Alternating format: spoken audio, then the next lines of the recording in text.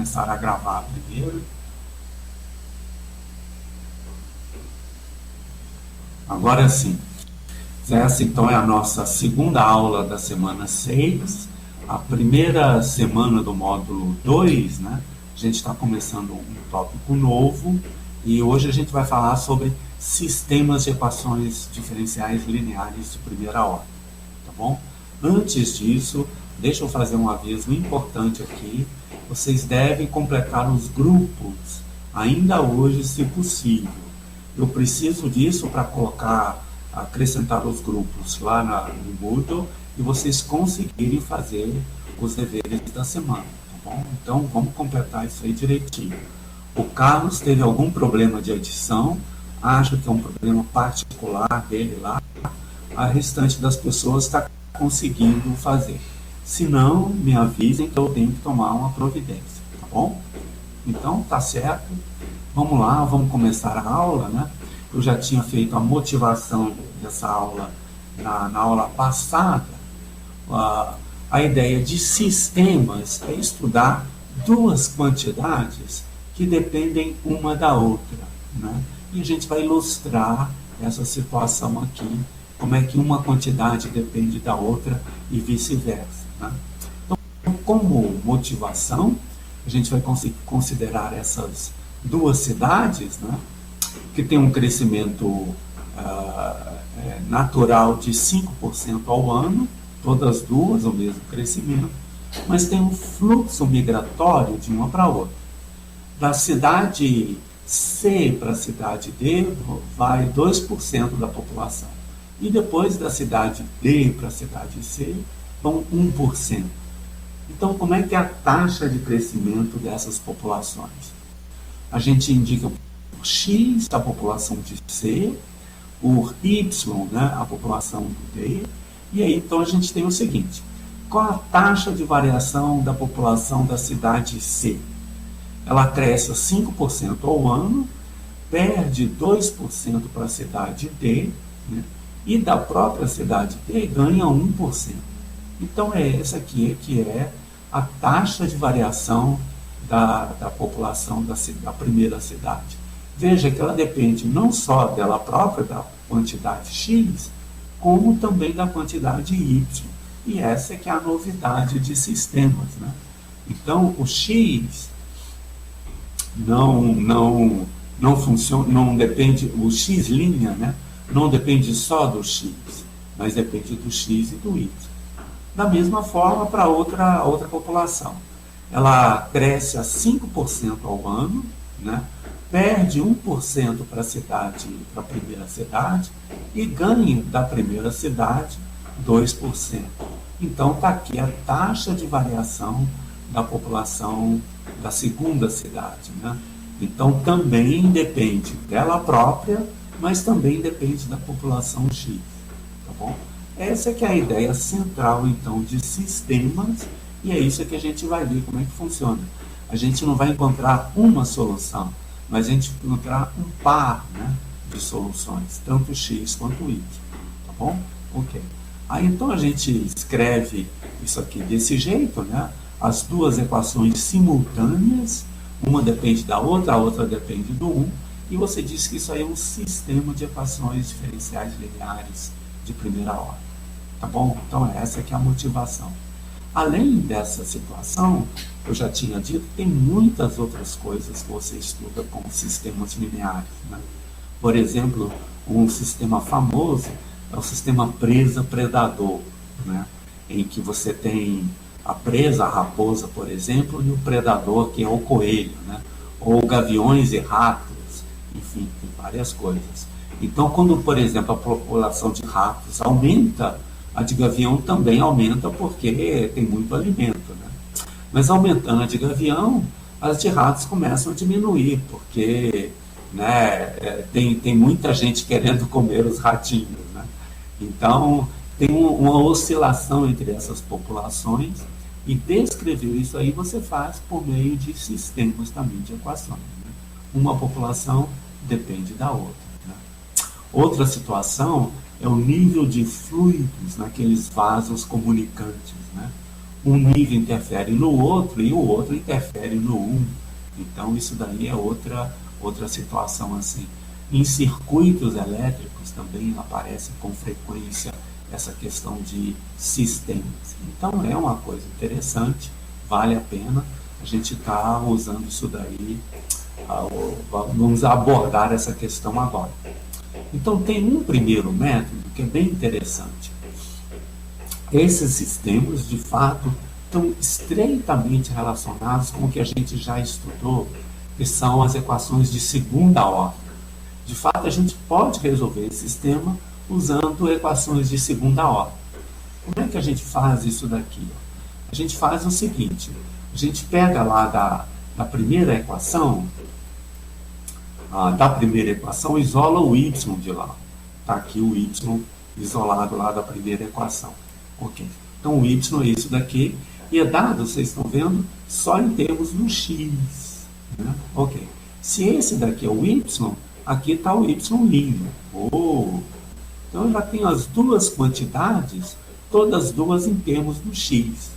E aqui, na derivada do y, aparece a derivada segunda do x. Opa! Então eu pego essas duas quantidades e vou substituir lá no sistema. Quem é o y'?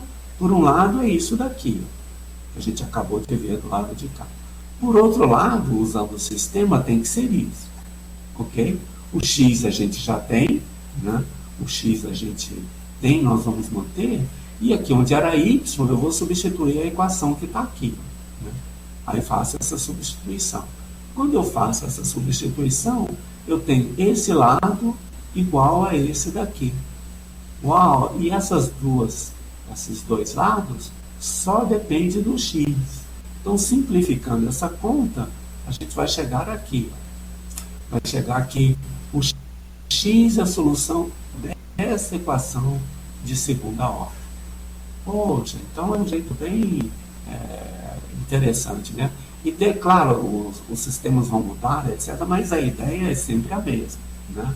A ideia qual que é? Você escolhe uma das variáveis, nesse caso eu escolhi o y, para expressar o y em termos do x. Né? Então a gente vem aqui, isola o y. Ok. Deriva, usa o sistema para concluir que o x é a solução de uma equação de segunda ordem. Ok. Aí a equação de segunda ordem, ótima, é fácil estudar isso daqui, né? Você tenta aquelas soluções, né, desse tipo daqui, R1 e R2, e conclui que o R1 e o R2 tem que ser raiz desse polinômio característico. Né? Você substitui esse tipo de solução aqui, coloca em evidência, etc. Isso aqui a gente já conhece bem. As raízes desse polinômio são essas, ó. É facinho calcular, né? Isso daqui é básico, não tem problema. Então a gente já obtém essas duas soluções dessa equação, tá bom? Essa daqui, aí tá resolvido. E aí, fazendo combinações lineares, né? As fantásticas combinações lineares, a gente tem a solução geral da equação, que é essa daqui. E essas são todas as soluções lá da equação 2. Bom, uma vez que a gente tem o x, vamos ver quem é o y. Voltamos para lá, para aquela equação, coisa do y, né? O y, o que é? É 100 vezes o x' menos 3x. Bom, aqui está vamos fazer aqui, marcar aqui direitinho, né? O x está aqui. Essa daqui é a solução geral da equação. E eu vou pegar essa expressão e substituir aqui na expressão do y. Então eu derivo, fica o x' mais o x1', x2'. E aqui o próprio x1, x2. Quem é o x1'? É só olhar aqui em cima, né? Vai ficar R1 vezes o próprio x. R1 vezes o próprio x. Aqui, o x2 também, mesma coisa. Aqui continua igual. Agora eu vou usar quem é o R1, né? O R1 e quem é o R2. O R1, se vocês virem aqui, ó, é 2 sobre 100. Então, o R1 vezes 100 fica 2. 2 menos 3, menos 1. Tá bom? Então, é esse daqui. De onde é que veio esse menos 3? veio daqui, né? Veio menos 3 vezes esse fator. Eu coloquei o C1 em evidência, ficou essa expressão. Raciocinando de maneira igual com x2, o R2 é 5 sobre 100. 5 sobre 100 vezes 100 dá 5. 5 menos 3, 2, que é o número que aparece aqui. Né? Okay? Então, o y vai ser isso. Ó. C1 vezes esse, C2 vezes o outro. Agora, vamos ver como é que a gente expressa isso daí de um jeito, então, um pouquinho mais interessante. A gente chama de y1 igual a menos isso, porque ele apareceu aqui. E y2, 2 vezes x2, porque é o que apareceu aqui. Com essa notação, a solução y correspondente é essa que está aqui embaixo. Tá vendo? Essa é a solução y. E a solução x já estava aqui em cima. Tá bom? A solução x já estava aqui em cima. Observe que é a mesma constante para os dois. Ó, né? C1 vezes isso daqui, C2 vezes isso daqui. Aqui em cima a mesma coisa. Por que estão amarrados? Né? Porque o sistema está amarrado. Né? Quem é o y? O y é uma expressão que só depende do x. Se o x depende de duas constantes, o y também vai depender das mesmas duas constantes. Então, essas constantes são iguais. Isso aí é importante. Ok. Então, né, tá aí a brincadeira pronta. Né? Agora, vamos fazer um comentário interessante sobre o comportamento dessas soluções no longo prazo. Vamos voltar aqui para esse esqueminha, né? E vamos fazer o seguinte: o que vai acontecer com essas populações no longo prazo? Elas estão crescendo a 5%. Tudo bem, isso, elas vão crescer muito. Mas tem esse fluxo migratório. Né? Então vamos imaginar, de início, que essa população D aqui fosse grande. Grande comparada com a outra. Certo? Okay. Se essa daqui for grande comparada com a outra, vai 1% para cá, comparado com isso aqui, chega muita gente aqui.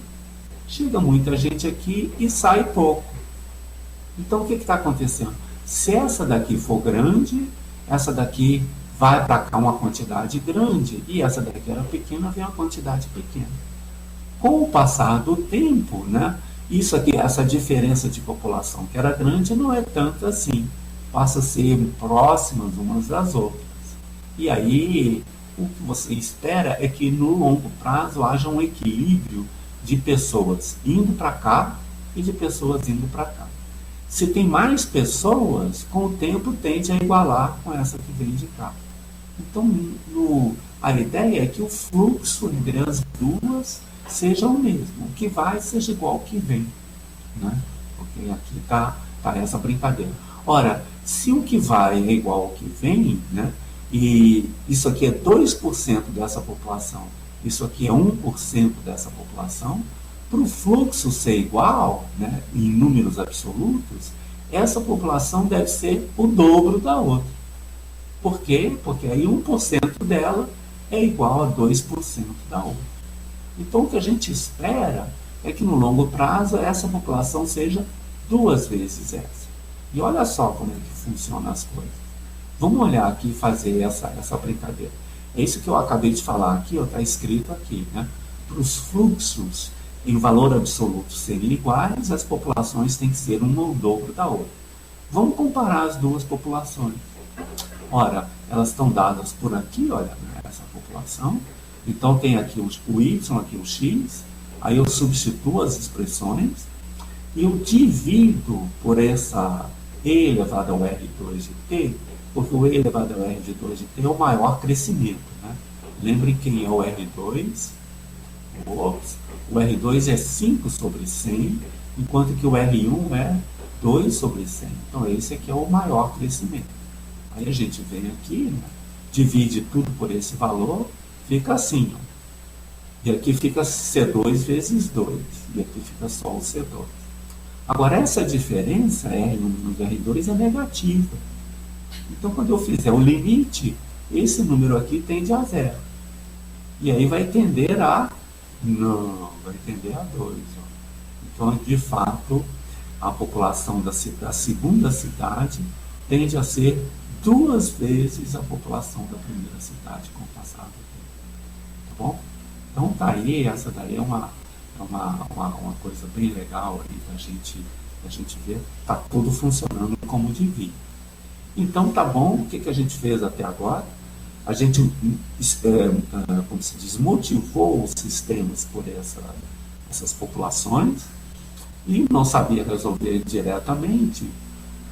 Nós usamos as equações de segunda ordem para resolver, usando o método da substituição que a gente fala, né? Você tenta eliminar uma variável em função da outra, como a gente faz nos sistemas algébricos também. Está aí a solução, etc. Agora, vamos tentar escrever isso tudo em termos de matrizes para a gente entender melhor o que está acontecendo. Então, é por isso que a gente fez aquela revisão de matrizes, né? Eu vou escrever Z como sendo o vetor coluna das soluções e A matriz dos coeficientes que aparecem lá, né? Lembra, né, só para a gente lembrar, o x' era isso daqui, o x' era isso daqui, o y' era isso daqui. Em termos de matrizes, isso aqui se escreve desse jeito, né? Como é que é? Você faz essa linha vezes essa coluna, né? Então fica 3 sobre 100 vezes x, mais 1 sobre 100 vezes y, que é o que está aqui. Depois aqui embaixo também, né, vai ficar 2 sobre 100 vezes x, mais 4 sobre 100 vezes y, que é o que está aqui.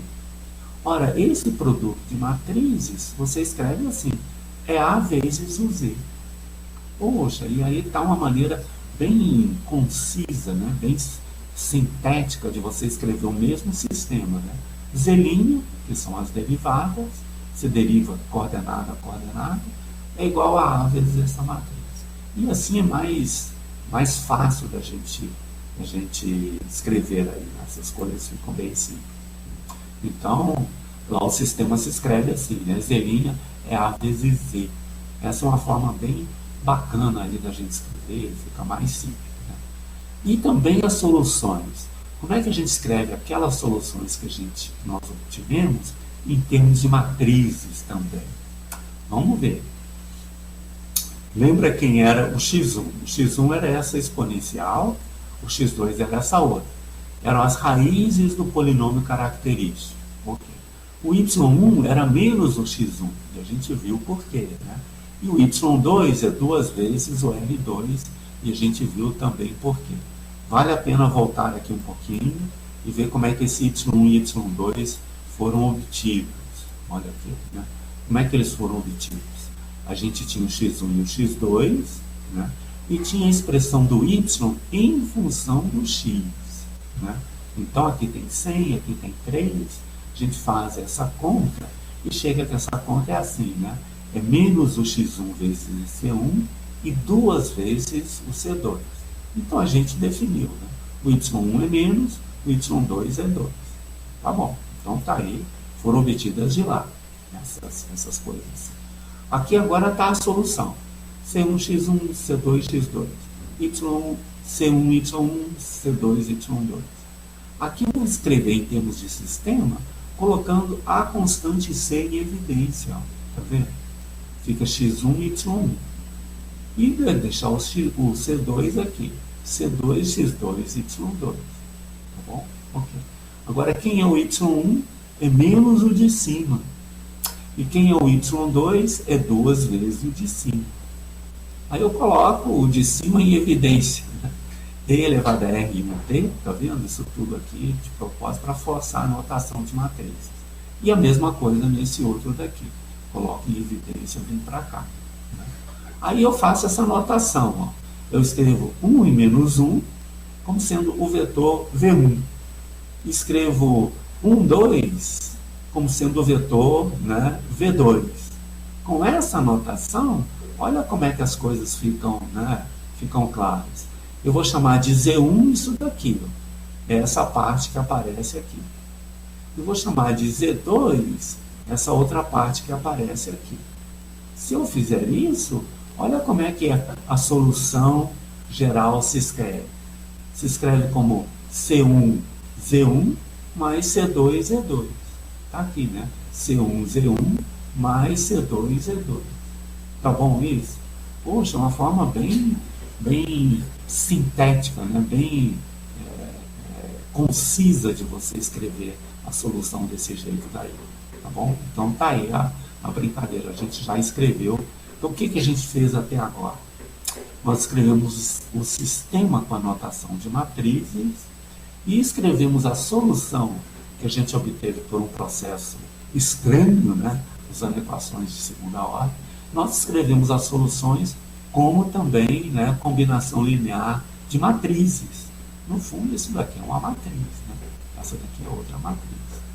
Mas aí você fala, bom, é claro que essa solução tem a ver com a matriz A, porque foi usando a matriz A que a gente resolveu o sistema, né? Ok? Então a pergunta é uma pergunta bem natural, né? É relacionar esse sistema com essas soluções que a gente viu. E relacionar de um jeito usando matrizes, né? E não usando o que a gente usou anteriormente, né? Aí aparece um negócio fantástico, né? Deixa eu lembrar de onde é que veio esse 1 e menos 1.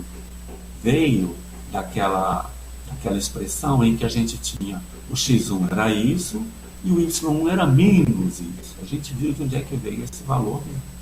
Aí na hora de substituir aqui, né, um é menos a outra, ficou isso daqui.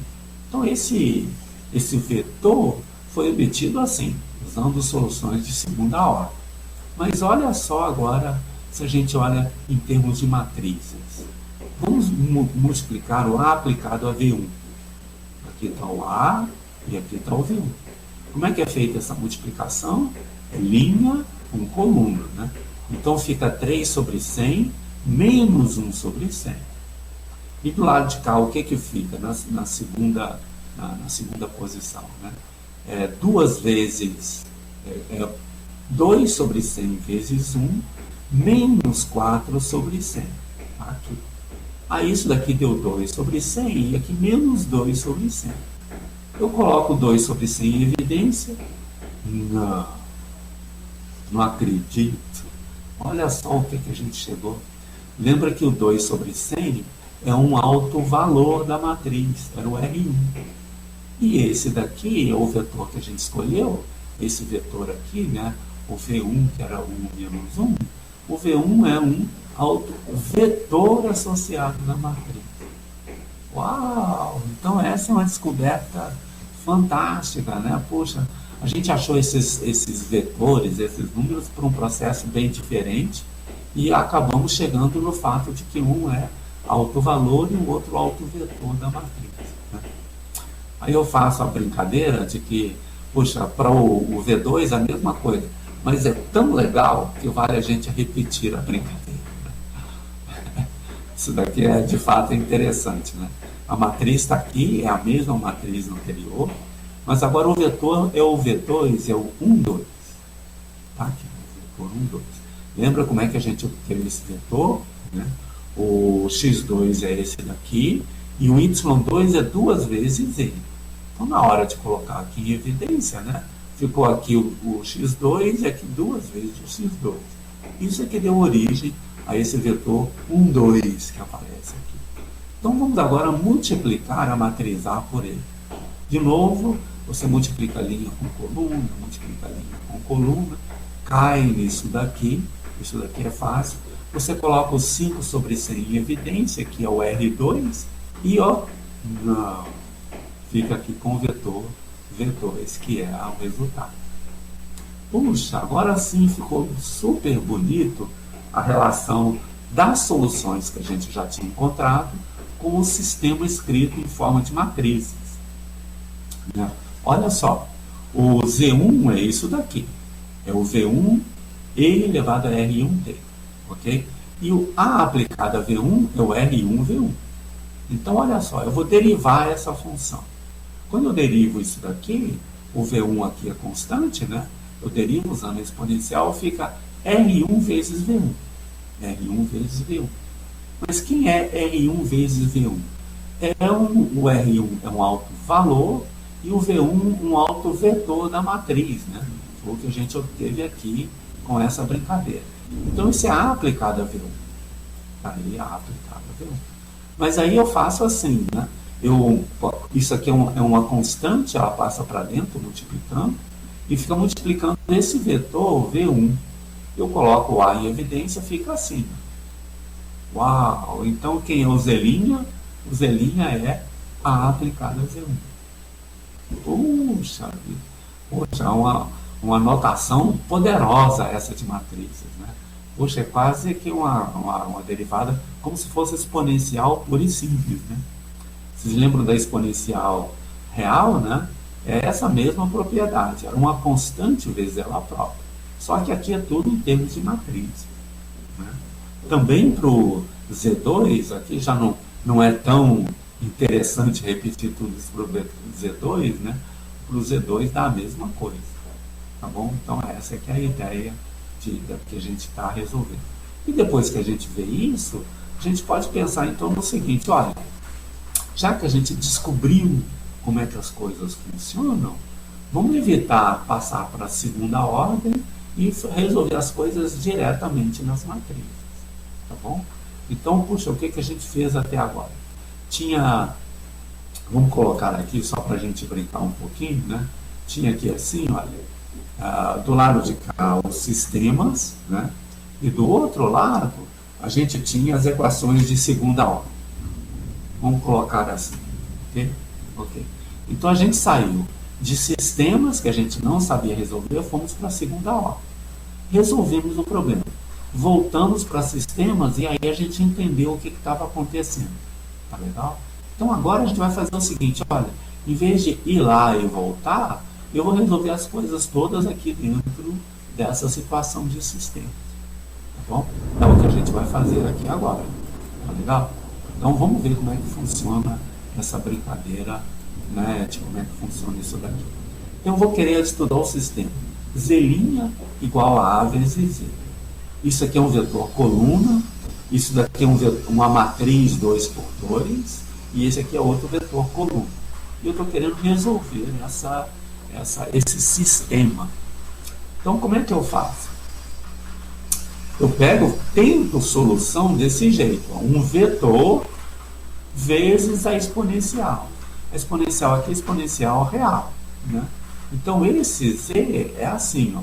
Eu vou chamar de V como sendo alfa, beta, está faltando notação aqui, né? Eu vou chamar de alfa, beta, e vou tentar uma solução que é esse vetor vezes a exponencial.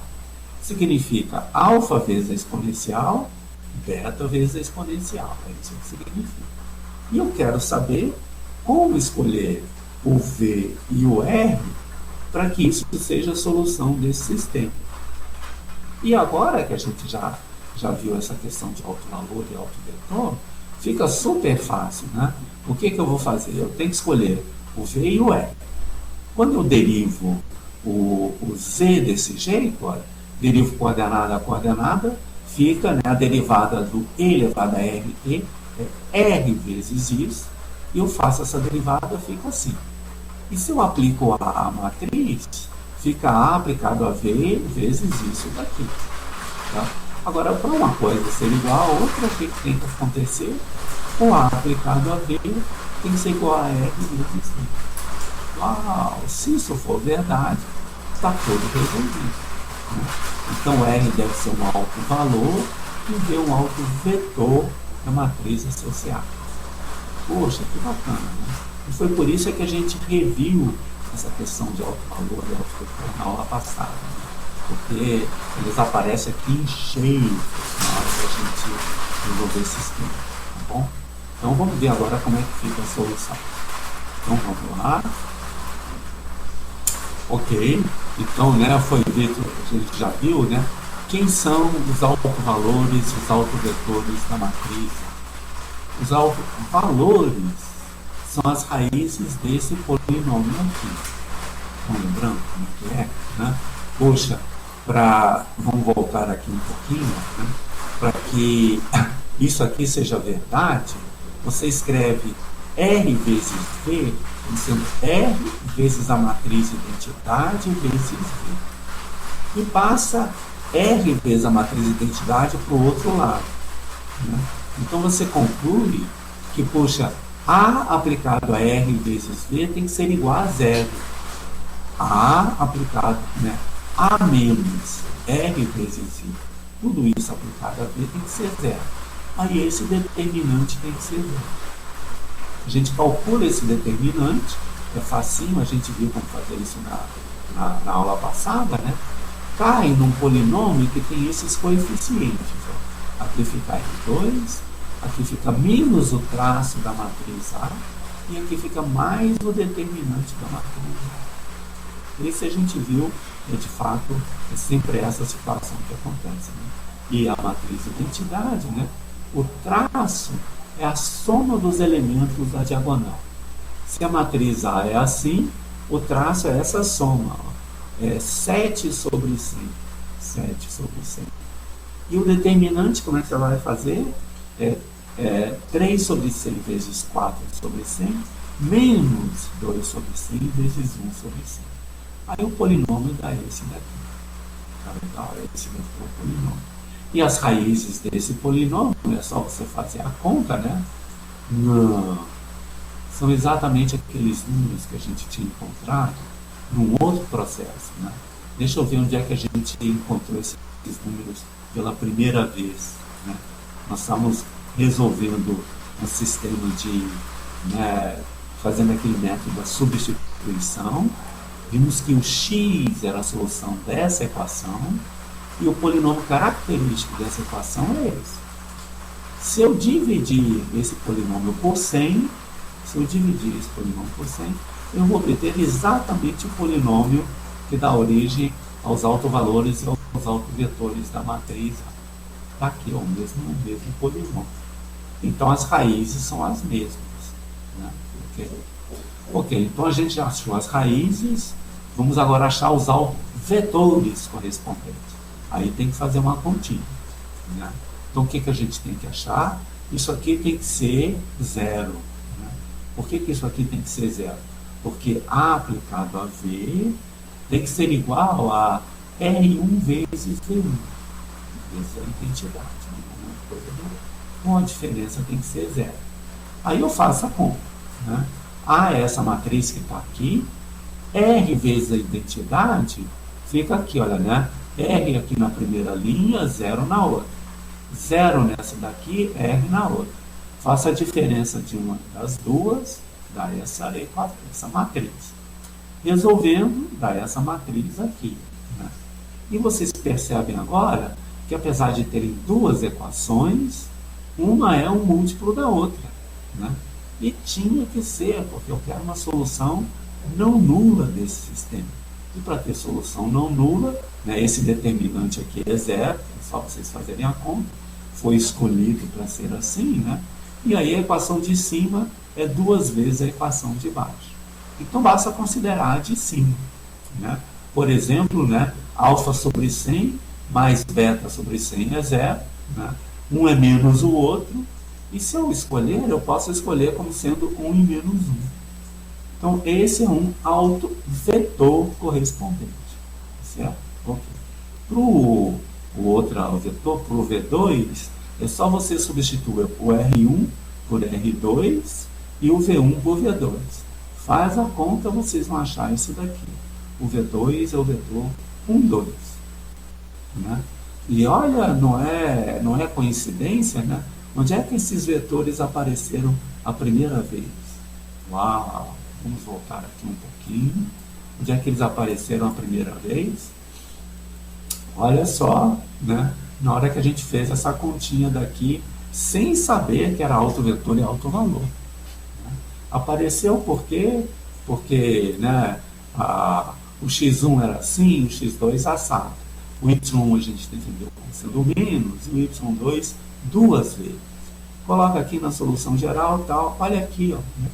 Esse aqui é o V1, um autovalor, um autovetor correspondente ao autovalor R1, e esse outro aqui é o R2.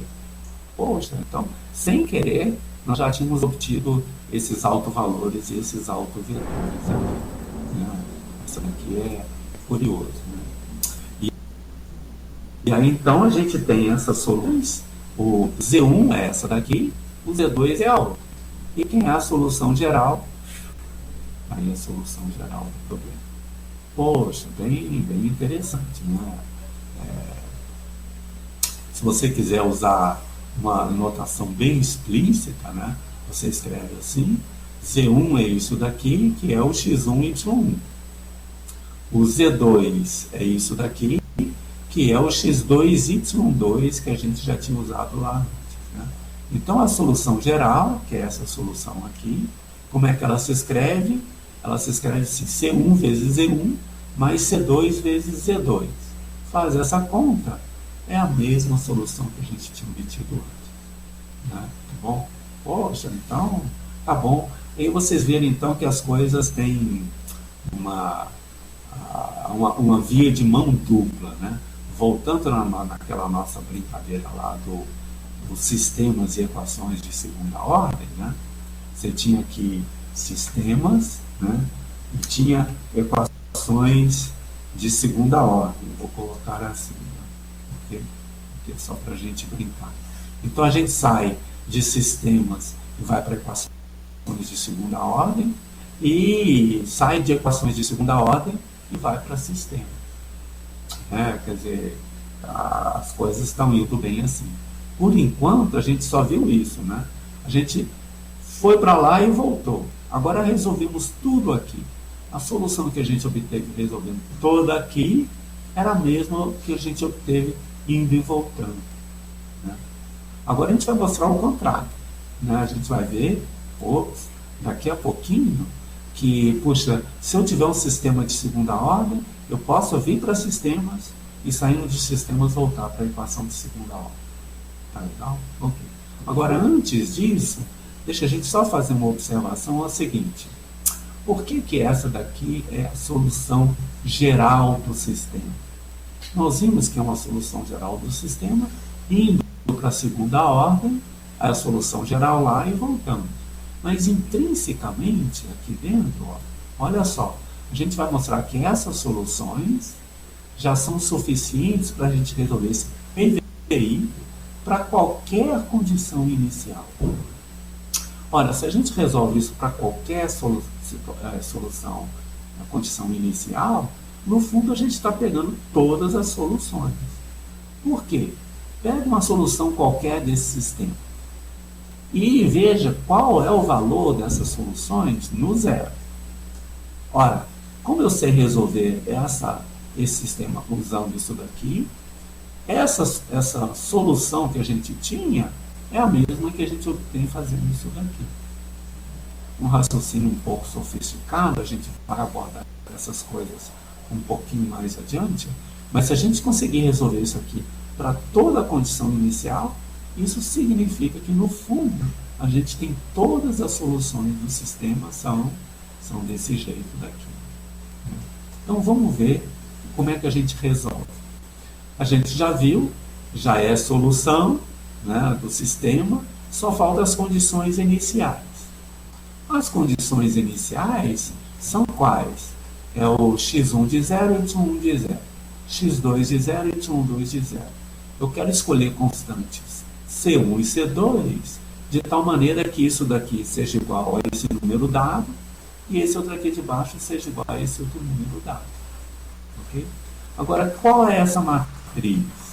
Essa matriz é a matriz em que, né, olha só, o x1 é isso daqui. O x1 no zero é 1. O y1 no zero, menos 1. Quem é o x2? O x2 no zero é 1. E quem é o y2 no zero? 2. Uau! Então, essa matriz aqui, ó, é essa matriz. E não é surpresa, né? É a matriz formada pelos vetores, os vetores colunas, são exatamente os autovetores da matriz A. Foi assim que eles foram escolhidos, né? Okay? Então, esses aqui são os autovetores. Okay? O determinante dessa matriz é 3. Oba! Determinante não nulo, isso é muito bom, significa que esse sistema aqui tem solução única. Dado qualquer x0 e y0, né, esse sistema tem solução única que você obtém usando a regra de Cramer. Pronto, tá aí tudo direitinho. Ok? Então aqui tem duas coisas importantes. A gente teve dois autovalores com dois autovetores. Além disso, os dois autovetores são linearmente independentes nesse sentido de que o determinante formado pela matriz, colocando esses vetores nas colunas, é diferente de zero. Tá bom? A gente vai voltar a essa questão um pouquinho mais adiante. Então tá bom. Agora vamos ver aquela segunda situação. Então a gente está transitando entre essas duas situações. Vimos que a gente pode ir daqui para cá e voltar. E vimos que podemos ficar aqui. Agora nós vamos mostrar o contrário. Que se estando aqui, a gente pode ir para cá e depois voltar de novo. Isso significa que sistemas e equações de segunda ordem são, no fundo, uma mesma coisa. Notação diferente, um pode achar mais fácil um, pode achar mais fácil o outro, mas o fato é que as duas coisas são equivalentes. Né? E para mostrar isso, eu vou usar esse exemplo. Um exemplo que a gente já estudou no sistema massa-mola, a gente já conhece bastante esse daqui, né? Não é um sistema, é um PVI. Né? Um PVI é que eu tenho x duas linhas, mais 4 vezes x', mais 3 vezes x igual a zero, e isso daqui são as condições iniciais. Se você quiser, você pode pensar que a massa é 1, a constante de resistência do ar é 4, e esse daqui é a constante da mola, é 3. Né? Então esse aqui é um sistema massa-mola com essas características. Ele foi posto a oscilar com a posição inicial 1 e velocidade 1. A posição inicial positiva é para baixo, lembra? Né? E com a velocidade 1 também para baixo. Né? Então ele foi colocado com um deslocamento para baixo e uma velocidade para baixo. Essa aqui é a coisa que vai acontecer aqui. Agora, como é que a gente resolve esse PVI usando matrizes? Vamos ver como é que funciona. Okay? Vai funcionar assim, né? Nós vamos transformar no sistema da seguinte maneira. Nós vamos introduzir uma variável nova, que é essa daqui. Nós vamos introduzir, deixa eu tirar a minha, só para a gente ver isso aqui direitinho. Bom, vamos ver isso aqui direitinho. Vamos pegar essa nova variável aqui, essa nova variável. A gente tinha um PVI com x duas linhas, etc. Né? E quer transformar num sistema. Então introduz uma nova variável que é essa daqui, pura e simplesmente. Tá legal? Essa nova variável vai ficar agora assim, ó. O y é igual a x'. E quem é o y'? O y' é o x duas linhas. E quem é o x duas linhas? Você volta lá no sistema, né? Você volta aqui no sistema. Perdão. Peraí, eu tenho que voltar aqui. Volta aqui no sistema. O x' é menos 4, o x duas linhas. É menos 4, x', menos 3x. Eu tiro daqui, né? Então eu volto. Se eu escolher essa variável, a derivada vai ser essa. E essa derivada pela equação que eu tenho é essa daqui. Isso aqui é menos 3x e menos 4y. Esse é o x'. É o y', perdão. Então eu caio nesse sistema. Uau! O x' é esse e o y' é esse daqui. Tá bom? De fato, esse aqui é o x duas linhas. Né? Essa aqui é a ideia. Né? Ok. Agora sim, deixa eu voltar lá para cima, porque fica mais confortável.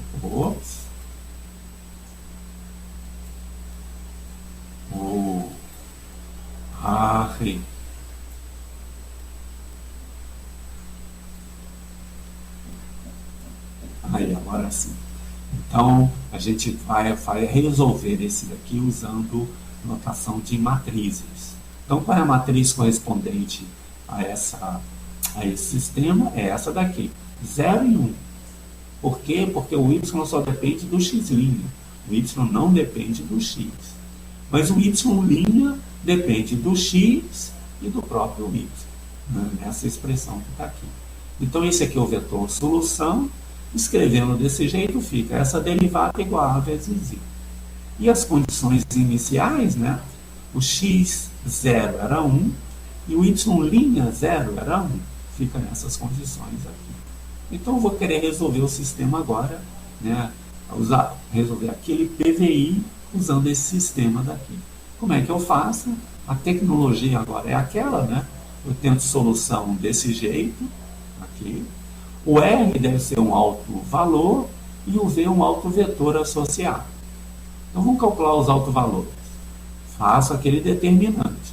Traço mais esse outro daqui. Né? Qual é o traço dessa matriz? Menos 4. Né? Como é menos o traço, fica mais 4. E qual o determinante dessa matriz?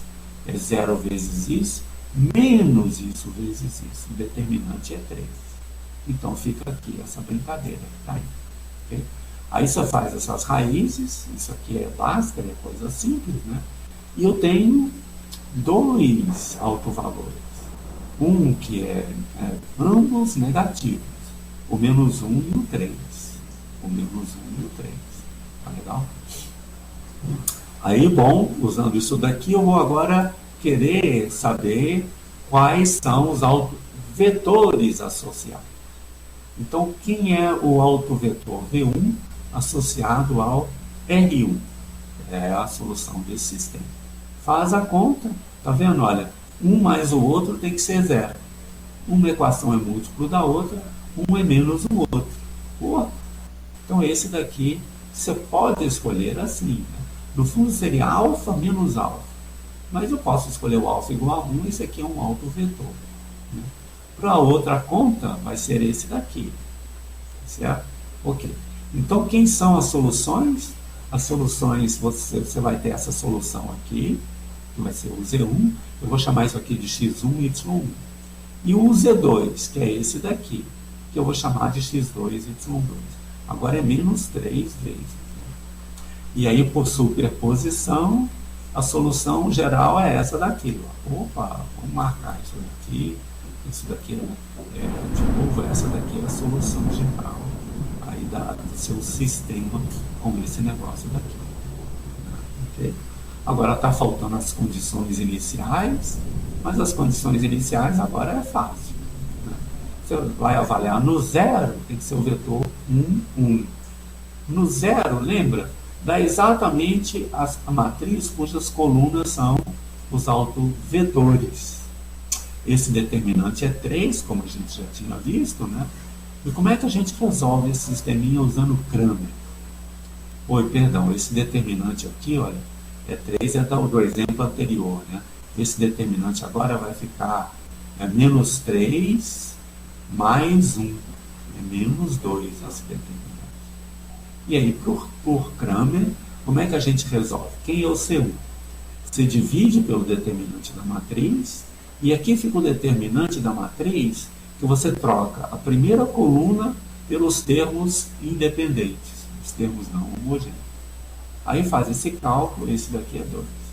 Aí aqui é a mesma coisa, vai ser dividido pelo determinante, e você substitui a segunda coluna, né, pelos termos não independentes aqui. Dá isso daqui. Então, uau! Está aqui, olha, né, a solução geral daquele sistema é esse daqui. Tá legal? Né? Então, em particular, o x, que é esse daqui, é a posição do sistema massa-móvel. E a segunda variável, que é essa daqui, nada mais é do que a derivada da primeira. Se você derivar essa daqui, olha, né, você vai ter essa daqui sem dúvida nenhuma. Nesse caso, a única coordenada interessante é exatamente essa. Né? Agora vejam uma observação curiosa. A gente está trabalhando com o sistema massa-móvel, tá certo? O sistema massa-móvel é esse daqui. E a constante de resistência do ar é, em princípio, mais forte do que a constante da mola. Então, o que a gente espera fisicamente desse problema? A gente espera que, com a resistência do ar, esse sistema tenda a parar com o tempo. né? Tende a parar com o tempo. E olha aqui o que a gente conseguiu. Quem é a solução é essa daqui, certo? Essa daqui significa 2 vezes isso, menos 3, são exponenciais com expoentes negativos. Então, se o t tender a infinito, o x aqui tende a zero. A gente então fez uma brincadeira. E quem são esses expoentes? São os sinais dos autovalores e dos autovetores. Vamos colocar aqui, porque esses autovalores e autovetores são ambos negativos. Né? Okay? Então, o que vai acontecer com o sistema? Vai tender a parar com o tempo. E não só a posição para, né? Como também, é claro, a velocidade que é, né, essa derivada aqui, esse aqui é o x', né? Esse daqui também tende a zero com o tempo. Ele tende a parar com o tempo.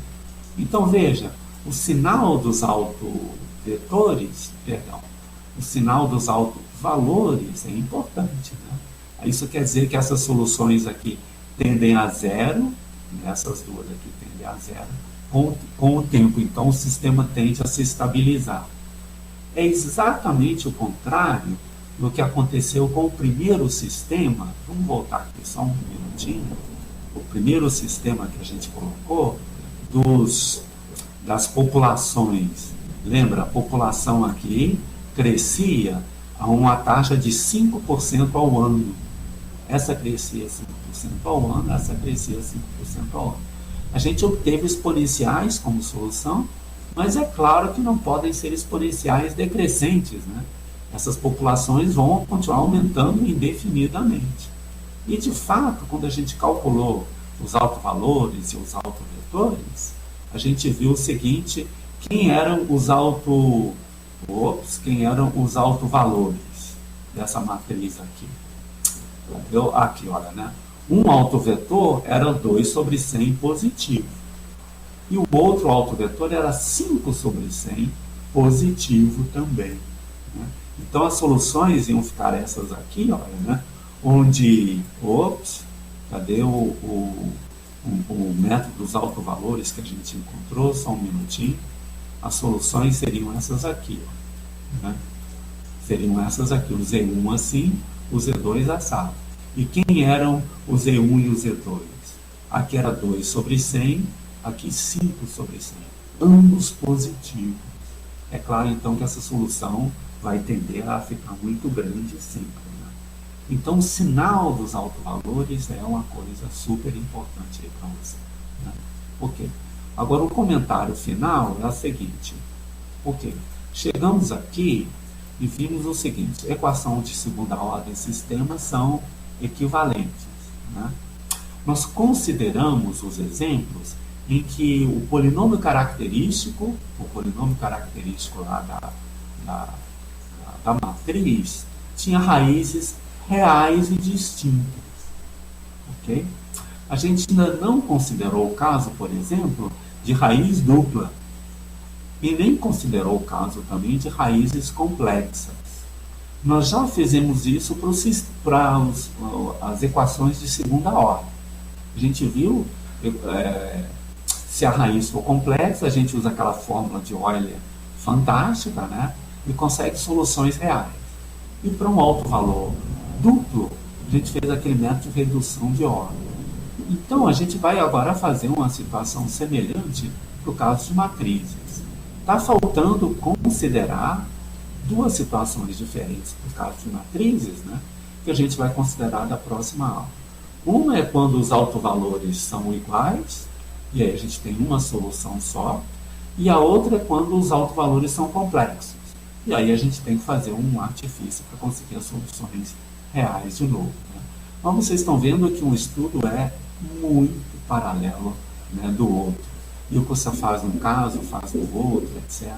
Isso daí é bem interessante. Tá bom? Poxa, nós estamos aí, temos ainda alguns minutinhos de aula, né? Vocês não fizeram pergunta nenhuma. Poxa, quer dizer que foi tudo muito bem aí na aula, né? É claro que não foi, né? Que vocês devem estar cheios de dúvida, mas Eu acho que vale a pena estudar essa aula com mais cuidado, e vocês vão perceber que, olha, com a notação de matrizes, essa é novidade, né, as coisas ficam bem simples. Né? E a chave de tudo é encontrar autovedor e autovalor daquelas matrizes. Tá bom? Essa é que é a brincadeira que está aí. Tá bom? Mais alguma pergunta, alguma dúvida? Ok, eu acho que está tudo certo, né? A recomendação que eu vou fazer a vocês aqui no final é que vocês não deixem de completar a planilha para a gente conseguir os grupos todos. Eu preciso disso para criar os grupos no Moodle e a gente começar o módulo 2 de maneira natural aí, tá bom? Ok? Tudo bem? Perguntas? Tá bom. Então vamos ver, eu vou deixar vocês aí à vontade agora. A nossa próxima aula é terça que vem, né? E a gente, antes disso, se encontra no fórum, tira dúvidas, etc. Tá bom? Ok. Então vamos lá. Um bom final de semana para vocês todos e até a próxima aula.